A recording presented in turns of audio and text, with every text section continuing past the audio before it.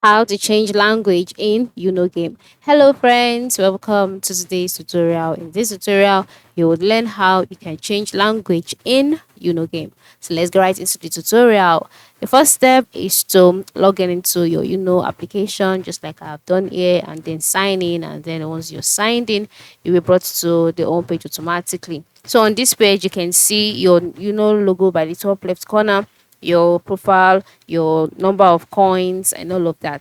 Then once you can see this, the next step is for you to move to the bottom left corner where you can see the settings icon and just click on it. So after clicking on the settings icon, on the settings page, by the left side, you would see that there are three tabs for settings. We have general settings, we have the sound settings, we have the gift code.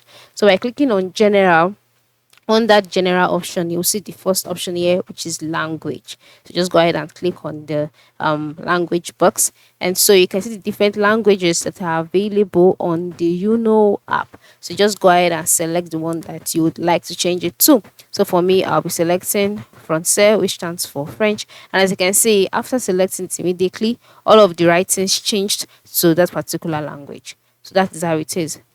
So by clicking English as well, the same thing would happen and you are good to go. So this is it. This is how you can change language on the application.